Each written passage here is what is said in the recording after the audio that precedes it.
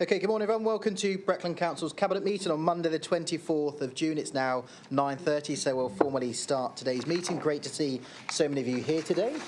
Item 1, minutes of the previous meeting held on the 13th of May 2024, contain pages 4 to 9 of colleagues' agenda pack. Are there any questions or comments on those minutes? Councillor Clark, please.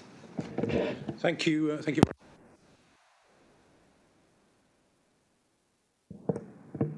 Thank you, Chairman. Start again. I was interested in the minutes of the last meeting, following up the comment that Councillor Webb made about highways infrastructure around Dereham, and obviously those remarks, I'm sure, are relevant to other areas.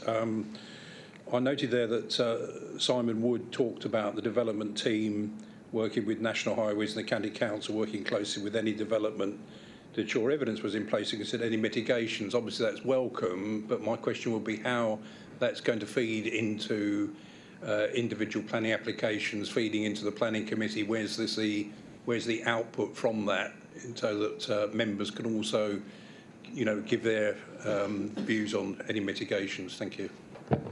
Great, thanks for the question, Harry. So in relation to the minutes, hopefully you'll agree that they're accurate and there's no discrepancies there.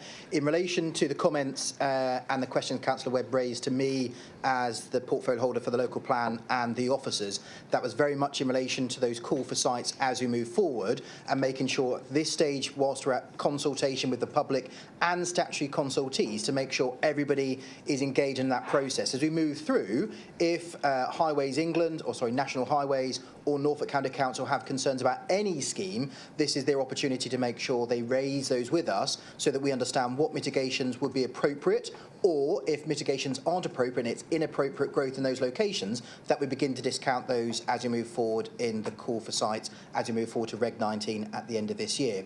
In relation to planning applications which are coming forward to date, obviously we're using the existing local plan which has been adopted. We haven't yet got the position where we're giving weight to the emerging policies of the current local plan, but in relation to applications, there are statutory consultees, as you know, through Norfolk County Council and others, in which any concerns they raise, the officer will then give quite rightly weight to those considerations as statutory consultees. They will then be formalised in the reports which come forward, as you see when you sit on the planning committee, and if it's under delegation or to the committee, you'll then have to make a decision on the evidence which is provided to you on that date. And I'm sure that if there are concerns, particularly around any schemes throughout the district, you could in advance ask the chairman of the committee to ask someone from Highways to be in attendance to give greater clarity beyond that of the planning officers, who I know have a lot of detail, but there's no issues with that. And of course, at any application, if you have concerns when that application is heard at the committee, particularly around Highways constraints, you could always ask the chairman of the committee for a deferment and a site visit so that the committee could see that firsthand. Hopefully that answers your question. Super. Are there any other comments in relation to the minutes? If not, take that all agreed. Thank you very much indeed. So move on to item 2. Apologies for absence, please, Julie. Thank you, Chairman. I have one apology from Councillor Tristan Ashby. Lovely, thank you very much. Item 3, any urgent business? I've not been made aware of any. Item 4, declarations of interest. I'll take any declarations of interest from members beyond that of what's already been declared. Non-members wish to address the meeting. As always, you are almost welcome to contribute, challenge, ask questions or make comment. Item 6, Chairman's announcements. The only announcement I've got is in relation to last Friday afternoon. For those of you who may not be aware, we had the Municipal Journal Award, which is an award based across the whole of local government, across the whole of England. We were very fortunate that we submitted our Chief Executive to be Chief Executive of the Year. We got down to the final shortlist, which myself, Rob, Olivia and some others across the council gave a presentation on our Chief Executive. And we then had to wait with bated breath for some weeks to find out the results. I'm delighted that Maxine was awarded Chief Executive of the Year for 2024.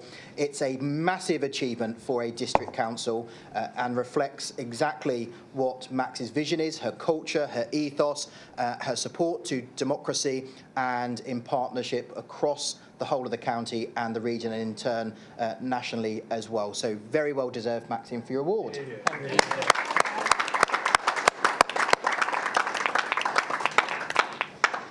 Item 7 then, we'll move on to Breckland Community Funding Application Standard Item. Sarah, please. Thank you. Good morning, everyone. In Tristan's absence this morning, I was just going to give a quick update on the match fundings for this last few weeks. Round 1 of the Inspiring Communities Match Funding Grants programme closed on the 14th of June 2024. The round received a total of 16 applications, totalling just under £65,000, and the next steps will be discussions regarding those applications from round 1 around about the 30th of July. Thank you, Chair. Any questions or comments on that? No, super. We'll move on to item 8, which is the Q4 23-24 Finance Report. Councillor Cowan, please. Thank you, Chairman. Well, colleagues, this is the culmination of our year-long following and appreciation of where our costs have been going throughout the course of that year, matched against our aspirations as a council to deliver services across the district. Now, normally I would come to this meeting and say, my goodness, we've hardly had to touch the general fund. But I think before we move into the detail, what I want to do really is focus your attention, if I may, on the variations, because that begins to explain some of the pressures. So table 2 on page 15 of the report identifies, as you follow through, that this year has been particularly hard for us as a council. It's been hard for many councils, to be frank, across the country, as we've been seeing reports on almost a weekly basis of local authorities of differing sizes struggling to meet their commitments and make their budgets function properly. And if you look at that table of variations, table 2, you'll see, if you do a quick tot-up, it's just over £2 million of additional pressure that we've faced throughout the year. And some of those are known to us because we've talked about them throughout the year. For instance, item 1, the planning and building control charges, which has seen a significant reduction compared with what we anticipated and what we've experienced in the last few years. And of course, we all know how challenging it is for the housing sector, whether it's benefits or housing provision, and those figures are contained in this report. It runs through there to, as I say, deliver just over £2 million of pressure, which we weren't anticipating this time last year. So I'm absolutely delighted to say that we've been able to manage our budget this year. And in doing so, we've been able to, through our fiscal arrangements, to be able to draw down £409,000 from the general fund, keeping the general fund at a balance of £2.5 million, which is where we anticipate we need to keep it at all times for eventualities such as this, in order to balance the books. So whereas normally one would anticipate this as being a poor year, I would actually say quite the opposite is the case. We've struggled, we've had to deal with significant pressures, as I've identified, but at the end of the day, we've been able to manage and maintain our budgetary position. And if we go on to look at item 2.7 on the papers, go back there. This is the problem with computers. You have to keep going around about our capital programme. We've got a below budget spend, but that's been carried forward, and the reasons for the carry forward are clearly identified in the papers before us as well. Some of the funds aren't drawn down until next year. Snetterton Power, for instance, nearly £200,000. So our capital programme is on programme, and we're not having to borrow externally to be able to fund our capital programme, which again I think is testament to the good quality management of the team here at Breckland, who've been able to run that programme of works. So if I can now take you back to the first page on agenda item 8, we have a recommendation that the report and appendices be noted, and it's recommendation from Cabinet to full Council that 1, the capital budgets and associated funding of £6.158876 be carried forward until the 2024-25, period to support approved capital projects, that the revised capital budget and associated funding for the 2024-2025 capital programme, as detailed in Appendix B, be approved, and that the final outturn and funding for 2023-24, as detailed in Appendix C, is approved. And then the remaining balance of the windfall income from HMRC VAT claim is contributed to the Organisational Development Reserve. That last point is significant. For 15 years, we've been tackling HMRC on our PFI project in order to try and reclaim what we believed was unjustified VAT that we were charged. And after 15 years of tackling them, we've been successful, which is good news for the ratepayers of this district. It's good news for this council, because that has also helped to underpin our sound financial position this year. Chairman, can I move that report? Lovely. Thanks, Phil. Any questions or comments from colleagues? I've got Paul, and then Roger, and then Harry, and then Robert, please. Thank you, Chair. Phil, I mean, this is a sombre but also a sanguine report, but very much a report that reflects tight management, tight control, and very tight oversight, both from you, from Alison, from the finance team, and I think from everyone else in the wider team Breckland moving forwards. But I do think that moving forwards, we will be facing and continuing to face some very, very hard choices. The days of plenty, if they ever existed at all, are now a distant memory. I do think we need to decide what we must do, what we would like to do, and what we could do. I do think we have to decide what is fair for our taxpayers, what's fair for our businesses and for our residents. And we have to decide a way ahead that best balances the aspirations, as you say, of both this council and of the communities that we represent, particularly to those vulnerable residents who are looking for us for help in these challenging times. Having said that, I have no doubt that you, the finance team and the wider team at Breckland is up for the challenge. As you say, a 15-year battle with HMRC where we were absolutely tenacious in terms of what we felt was right is testament to that. And so I have no doubt that actually in supporting this report, we've got the right team in place moving forward. Thanks, Phil. Lovely. Thanks, Paul. Councillor Attwell, please. Yeah, thank you, Phil, and thanks for the report. In terms of this VAT, which is obviously very welcome, has this been previously reported anywhere on the finance as a possibility this might come in previously? Because I've been on this council now 5 years, and this is obviously the first I've heard that we were ever in a fight for this. And have we had to pay external experts to help us in this fight with HMRC? And when you say it relates to PFI, what in particular? Can you give us a bit more detail on that, please? Because this 15-year battle sort of caught me as a bit of a surprise. I'm sure it's a surprise to most other councillors, and I think we'd like to just hear a little bit more about it. It's very welcome news that we've got the money, and it's great that we've fought the good fight and won. Could you help us with that information, please? Thank you, Roger. In part I can, in part I can't. You'll appreciate that this all started long before, well, actually just after I was elected as a councillor, but long before I held this portfolio.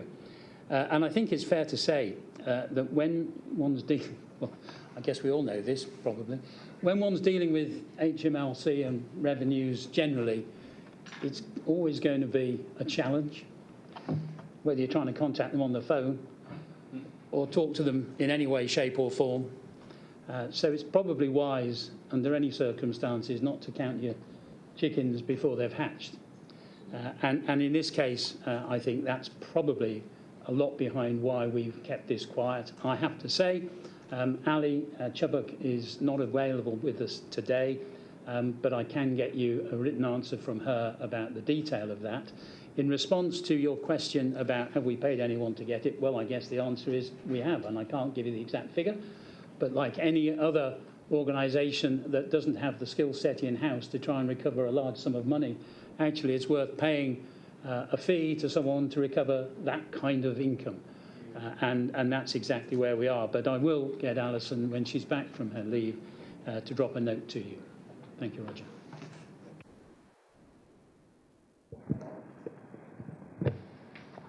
Does that support at all, Councillor Attewell? Yeah, I think I think probably it would be useful not just to write to me, but maybe to all members, just with a briefing note on a little bit on the history, how much we've spent in external fees. You know, I'd just like a little bit of the history of it. I mean, it's very welcome we've got the money, let's be honest, and it's great that we thought this, but I've been a councillor 5 years and didn't even know we were doing this, and I haven't seen it reported anywhere that there's a possibility. I appreciate you couldn't include it in the budget figures, but it probably would have been nice to have that update, and I appreciate, Phil, it's something that happened many years ago. So. That's fine. We'll make sure, Councillor Attewell, if subject to Cabinet's approval, when we go to full council with those recommendations, that we'll have that fulsome, wider response on the no-win, no-fee position and the percentage which the legal representatives took from that final assessment as it came forward. OK, Councillor Clark, please. Thank you, Chairman. I've got 3 areas that I've picked up on. As Councillor Cowan will have expected, I've read through all the appendices back to front and upside down, etc. They're related to the finance, but they will also touch on other portfolio holders, including the deputy leader and others, I'm sure. 3 areas. I think one is looking at the 409k variance. One of the contributing factors there is temporary accommodation. How far that's going to be the same, better or worse going forward, we can't, obviously there isn't time and detail to discuss that today, but that's something obviously that we need to keep a watching brief on. That's one issue. The second thing I picked up in one of the appendices around the empty homes, I think looking at policy in the 250k. And the third issue, which is more of a question around the decision around the Thetford 3G. So those are the three areas. Thank you, Chairman. Chairman, if I may, temporary accommodation, as you know, Harry, has been at the forefront of our council's priorities to deal with over the years, and clearly we're doing what we can, where we can, using funds that we have available to deliver temporary accommodation for those that are in desperate need, because we know full well that it costs us less if we can provide it than paying for alternative accommodation elsewhere in the county, let alone in the district, because there are social implications of doing that as well, which we're trying to keep under control. You will also be aware that our empty homes policy is something, again, that's at the forefront of our priorities, and we're doing what we can to bring empty homes back into use. And some of that we're in control of, in the sense that we know where they are. Some of them we don't know where they are. Some of them are tied up in probate, so we can't do much about those. But we have introduced policies whereby people who choose to sit on empty homes actually pay a premium for the privilege of doing so. I'm not that familiar, Chairman, on the 3G Thetford question that Councillor Clark has asked, so if no one else is able to answer that for him, perhaps we can give him a written response. Thank you. Thanks.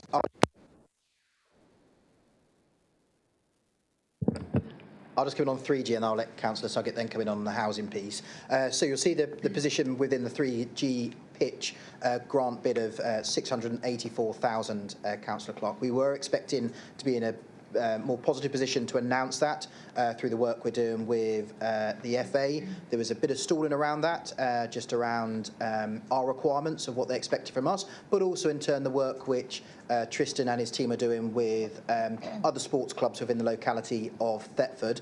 Obviously, whilst we're in this position of PERDA, we're not able to move that forward to make any strong announcements and for the FA to give us any indication to what that success looks like. However, one of the positions from Breckland as a member of the new Thetford's Town Board will be is to ask other colleagues around that to look at wider sports, health and leisure facilities within the locality of Thetford and how it can ensure there's a single thread pulling all together that further infrastructure investment, that if the Thetford 3G pitch is unsuccessful through FA funding, whether we can get some of that funding from the 20 million there. But that will be for Breckland to put its bid in and for colleagues at the town, district and other partners across that table to weigh it up and see whether that is a good suggestion. But no decision yet has been made on the Thetford 3G pitch, nor so in Atterbury either. Both of those are moving forward and hopefully we can get funding for that. And just to put a bit of meat on the bones, Councillor Clark, the temporary accommodation question, I think, as you know, Councillor Bowles and Councillor Bambridge have been working hard on the housing strategy and updating that. I think the length of time it's taken for us to bring forward to you just goes to show how much work and detail there is behind the housing strategy. We're shortly going to be bringing it to scrutiny and then to council. But within that housing strategy, we're picking up the, like Councillor Karen was talking about, the empty homes. We know where they are. We've got the data from ARP.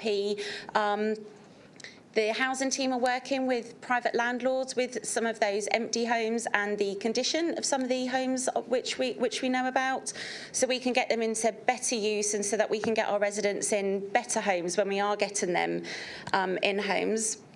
I think it's really important to understand that obviously what we're looking at today is a real crude, harsh look at it from a numbers perspective.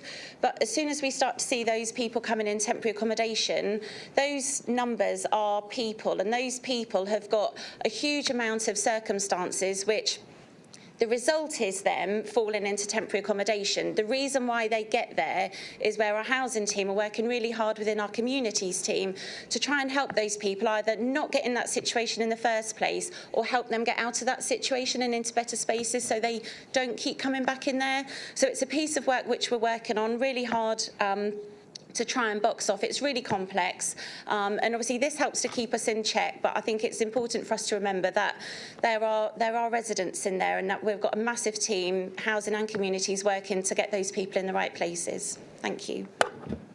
Great, thanks. Anything else, Councillor Clark? No. Is it a follow-up question to there? Councillor Attwood? No, it's fine. Councillor Kyber, please. Thank you, Chairman. The VAT issue, does that have any effect on leisure charges going forward on future budgets, or was it a specific, arose from the original setup then, I presume? Just a one-off, that was a one-off position, reset the relationship now with HMRC. Councillor Atwell, please.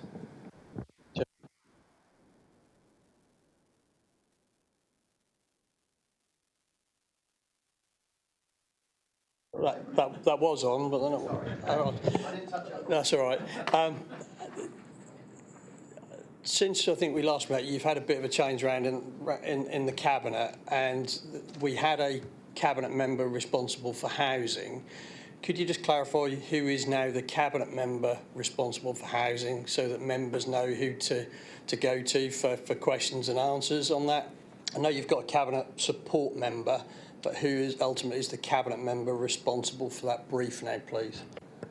Yeah, sure. Apologies if you didn't receive the email from me, Councillor Attwell. So Councillor Suggett is now the cabinet member responsible for housing, along with planning as well.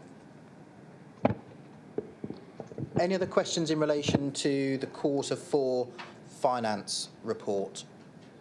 No. So Councillor Cowan's moved the recommendation for cabinet and then removed the 4 recommendations to move on to council. All those in favour? Lovely, thank you very much. That's carried. Move on to item 9 then, which is the Breckland Skills Plan. Councillor Cloughton, present, please. Yes, thank you very much, Chairman. So I'm pleased to present to Cabinet today a further innovation from my favourite district council with the best chief executive in the country. Yeah. Thank you. So you'll all be aware that skills is not our traditional domain. And historically, it's been driven by others, in particular at a national level. However, following the success of our work, like Inspiring Communities, where we've led a partnership approach And that partnership approach has been absolutely based around being able to influence and to enable. And through that, we've been able to tackle health and social care issues for the good of Breckland residents. And today, we're taking the step in leading a partnership into an area which could have a profound impact on the people and businesses in Breckland. So today, we have a plan which is built from the views of businesses, providers and partners, where we're attempting to set out a very local set of needs and deliverables for the district skills. My challenge to officers in framing this has been to walk the line between ambition and deliverable, to help set a long-term goal, something stretching which could be achieved, if we achieve it, will be a generational change, whilst at the same time being practical and realistic in the near term. So I believe we've got the balance right, and if colleagues support the plan today, we will start to deliver. And within 12 months, we've set out some clear changes we want to see, from new learning centres in towns, new programmes to support our most vulnerable residents, and new activities to support school children and key cohorts. Indeed, tomorrow, in this very room, we will be holding a careers festival, which is being hosted by the DWP, and it's targeting armed forces veterans as part of Armed Forces Week. And we're bringing them together with over 30 local employers. And it's something that we've talked about, and so now we're walking the walk. We have a little resource to make this real, but the success or otherwise of this plan will be in how effective we are in leading partners to co-invest in this. So I'm pleased to have been working hand in hand with partners like the Council, DWP, and indeed our partners on the future Breckland board. So with thanks to members who have already fed into the plan, and so we've refined it already to embrace those views, and we have some clear deliverables.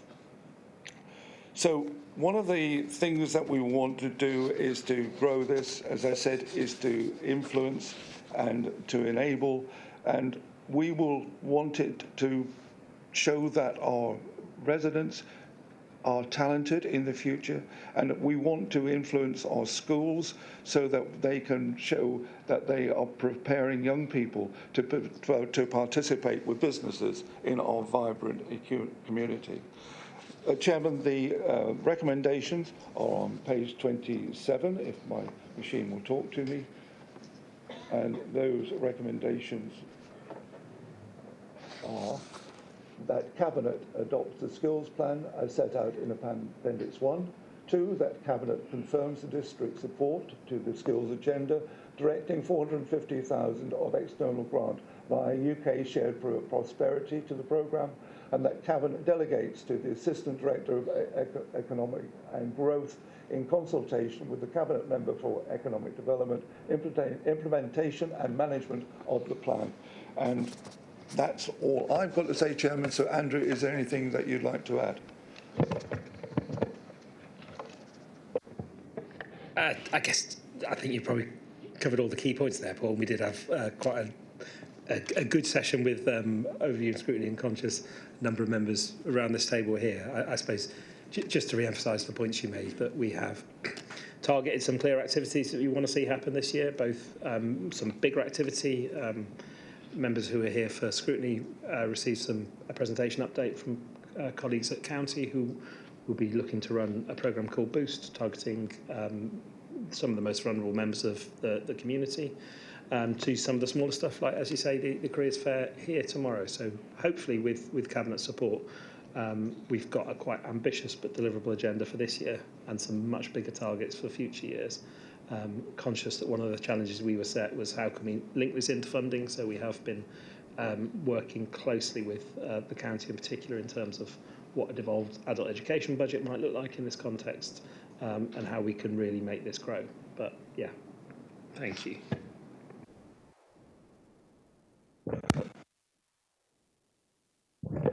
So I think it's important to say what we're not about as well. This is not about us trying to do the work of others. This is us reacting and influencing things to be different based on what businesses have been telling us, and we will be looking to embrace what they say as well. For example, one of the partners that we're working with keeps on telling us that what he wants is somebody that can actually do the welding. So apprenticeships will be really important for us, because he doesn't really care about whether that man has got the right little tick in the box with a piece of paper, because he really cares that he can actually do the job.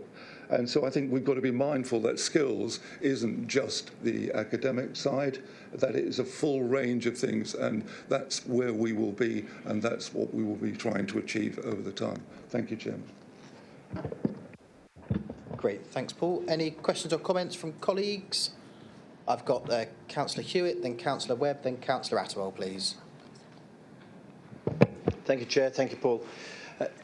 As the director of a training consultancy whose ambition is to change behaviours of those people who we work with, I absolutely welcome this report.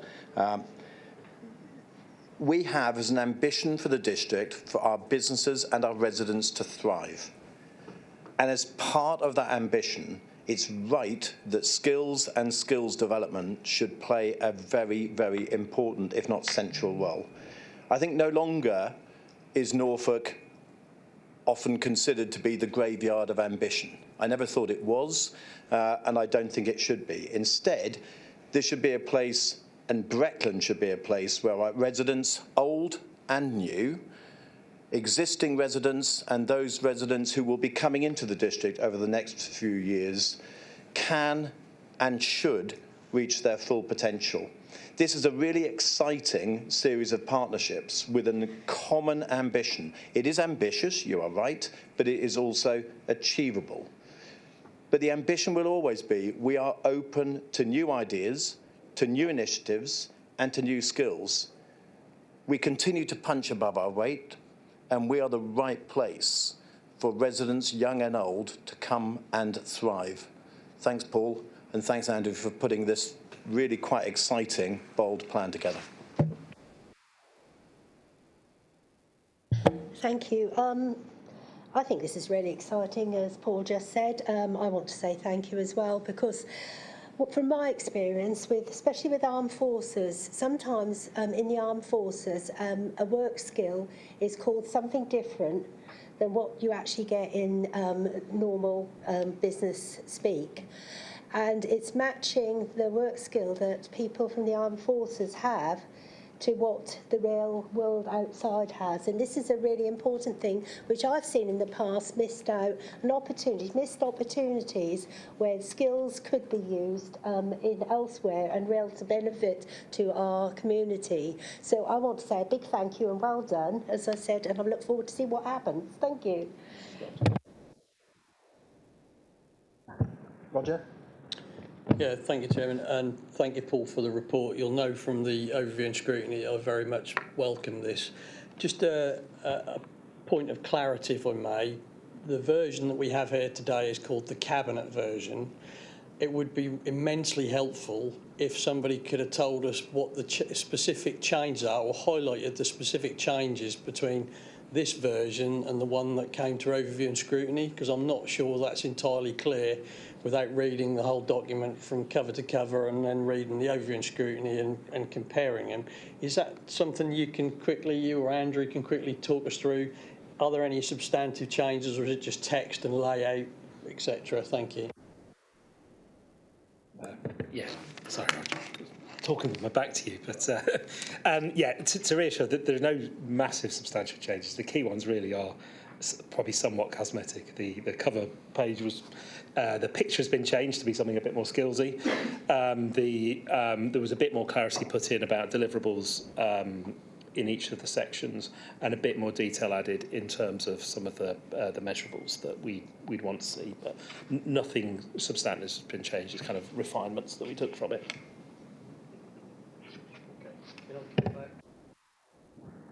That's very useful, but is there any chance you can send or give us the document just to tell us what the amendments are? just for clarity, I think that would be very helpful, especially as we thrash this around quite a bit at overview and scrutiny. And that was a really good discussion at overview and scrutiny, very positive, I think, from everybody in the room. I just think that would be helpful and provide clarity to us on what those changes are. I can see the front covers changed, but what the other bits are would be good.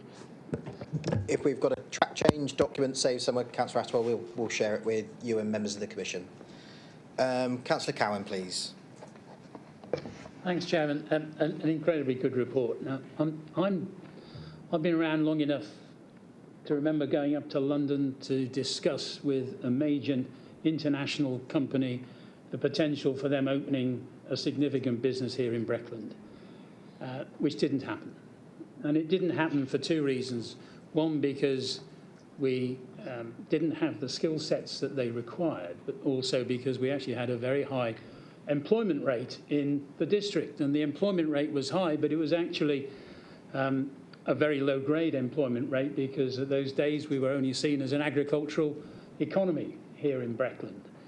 And I think when you look at some of the rationale that's in the paper before us that actually has driven this particular paper, and we think back to the times when we were a very lowly, poorly performing benefits organisation in Norfolk, and where we've lifted ourselves to now with ARP and how we're driving the agenda nationally in how we deliver benefits, for example, that this is another step in the same direction in a most significant part of our ambition to see the skill set, the employment level, the attainment level, the ability to earn significant income from our young people and keep them in the district, which is absolutely vital. And I can only applaud the whole team that's put this together. It really is helping to drive Breckland forward and enable us to punch above our weight, attract inward investment, which is absolutely critical, and support things like the Norwich to Cambridge Tech Corridor and the businesses that we want to see thrive along that route. So, Paul, well done, you, the team, for driving this forward. It's absolutely essential, and it can only be to the benefit of everybody here, both now and in the future in Breckland. Thank you. Thanks, Phil. Robert, please. Thank you, Chairman. Just to bring to your notice, Norfolk Museums have just recently completed a 3-year project called Kick the Dust, and that has targeted 16 to 25-year-olds in hard-to-reach groups. It also formed the basis of having some additional funding from the Arts Council for 3 years, and that will be delivered in Thetford through the library service. But I think there's a lot of experience and knowledge has come out of that project. Hopefully, later this year, it's going to go regional in conjunction with Leicester University, but there has been some very good work done. Thank you. Noted. Thank you. Roger. Thank you, Chairman. Just following up on what Phil said, which I very much agree with, but do you agree that in tandem with this, we then need to do a separate piece of work to try and encourage a proper strategy to encourage the good manufacturing and service jobs that we need? That will require the premises for these businesses to move into, obviously infrastructure, but my concern is that we can train our young people to do jobs and raise their skill set, but then once they've got those skills, they're going to have to move out of area because we don't have the job provision within the district to accommodate them and enable them to set down roots long term in the district. So does there need to be a strategy to create those jobs? We desperately need better paying jobs to try and raise all the metrics that we see for Breckland. Is that something that we need to commit to do, or is it on our radar to do in tandem with this piece of work? Thanks, Roger. I'll try and cover off your points in my sort of closing summaries before I refer back to Cabinet colleagues to vote on the recommendations. This is a really interesting area for a district councillor. Councillor Clausen commented on it. Actually, UK Shared Prosperity Fund for others has been allocated and spent really well, and others, I think, sadly, it's probably not been. I think for us in Breckland, we've absolutely hit the mark of what this is intended to do. Historically, it went to local enterprise partnerships, and I think that they were too big and too encompassing for actually where you're going to get that granular change within communities and society. And what Paul's mentioned around some of those quick wins started immediately, depending on Cabinet's vote, around those early learning centres, that support with young children, those school leavers, that partnership approach you heard from Councillor Eagle at Scrutiny with the Boost programme. We've been really successful in Kings Lynn, how it can move that across here, and that partnership working with DWP around NEAT.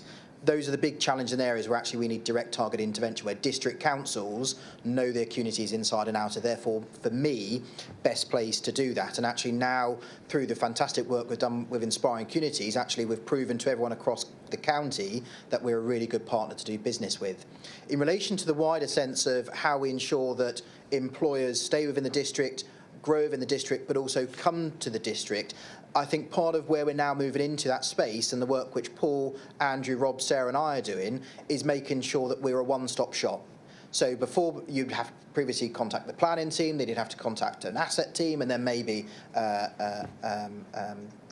somebody else at the county council. We're beginning to arrive that single entity where if you ring us for anything, we can answer that question and we can signpost you or own it from start to finish. Learning those best practices which Steve James and Tristan do through the health and wellbeing intervention hubs on a weekly basis, that actually we can make sure we're growing that. Linking that then intrinsically to the growth and investment plan, which is owned by all of us across Norfolk, all the councils and the county council, ensuring we understand where those growth sites are linked to housing and infrastructure requirements, to making sure that actually that's an A to Z for anybody who wants to come and invest within the district. I think the third part, if we move forward with a devolution deal for Norfolk, to ensure that those new boards are actually driving the change which we need. And actually, as Paul and others alluded to, that the Cambridge Tech Corridor, we begin to see that wider benefit realisation for both the communities of Attleborough and Thetford, but then moving into those more rural areas outside of the A11 itself into Watton, and then ensuring that the A47 between Swaffham and Dereham are beginning to see those benefit realisations as well. We've seen real great success, most recently within Great Yarmouth around the conurbation for offshore. We now need to make sure that we're beginning to pull together a USP, as Councillor Clausen alluded to, for what's on offer across the district. We're not there yet, but I think this is that final bit for us now to come together to start to drive that one-stop shop for us as a district. But this is a really exciting part of activity. I know that other colleagues across Breckland have been looking into where we've moved our UK SPF to, and I know that partners at County and DWP are really pleased that we'll be able to target this directly and allow that immediate intervention to support those who need it most. And as Councillor Webb said, that programme activity this week with Armed Forces leavers, what we did last year with young people around apprenticeships in Thetford, are two schemes quite quickly we've done at risk, but actually we've done for the right reasons. And now that we're bringing this forward and the support of the Commission some weeks ago to now the formal realisation today with Cabinet, actually we're now moving to that next phase. Good. Councillor Clausen, you've moved the recommendations. All those in favour? That's super. Thank you very much indeed. So move on to item 10, which is the air quality management area for Swaffham. Councillor Crane to present, please. Colleagues, the report before you this morning is to consider the revocation of the existing air quality management area order in Swaffham. Breckland Council declared an air quality management area for Swaffham on the 1st of May 2017, following air quality exceedances of the National Air Quality Objectives for nitrogen dioxide. It was marginally exceeded by 1.02 milligrams per metre cube at one location in Swaffham, but was nonetheless exceeded. Breckland Council carry out continuous air quality monitoring, and the air quality data shows that for 5+ years it has been consistently below the threshold levels in the National Air Quality Objectives. Air quality in Swaffham has significantly improved since 2017 at all locations, and this is a good news story for Swaffham and Breckland as a whole. Officers commissioned air quality experts to carry out a detailed technical assessment and produce a report, and a copy of this is included at Appendix B to the report. Since receiving the report, officers have also liaised with DEFRA as the relevant government department and Public Health. Both our officers, commissioned experts, DEFRA and Public Health are all supportive of the revocation of the Swaffham AQMA order as it is no longer needed. I would add that based on actual and future model data, the results indicate that the AQMA can be revoked without risk of future exceedances. And as the report states, air quality will still be measured and actively managed in other ways, including our new Swaffham Historic Marketplace scheme and with close collaboration between internal services and external partners. I therefore recommend that Cabinet consider the information in this report and revoke the existing air quality management area order with immediate effect. So Chairman, the recommendations are that the Cabinet receive and consider the information in this report and that contained in the detailed assessment attached at Appendix B to this report, and that Cabinet revoke the existing air quality management area order with immediate effect. Thank you. Great, thanks. Craig, Varuna, anything from either of you? No, I think just to add that even though we revoke the air quality, if we do revoke it, we will still carry out air monitoring, so we will still be carrying out air monitoring there. We have 2 air monitoring stations, one in Swaffham, one in Wretham, and we will be, we'll be using two diffusion tubes in Swaffham. But basically, just to say yes, that we will be getting that protection there and continue to monitor it. Thank you. Any questions or comments in relation to this? Have you caught my eye, Councillor Kybird? No? Councillor Hewitt then.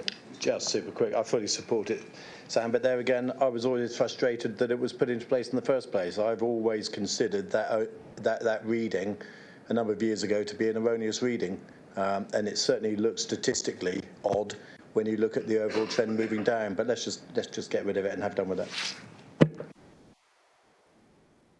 Thank you. Yeah, this is a good news as far as I'm concerned. So, as I said, let's just move on. And as I said, it's good news for Swaffham. Thank you very much.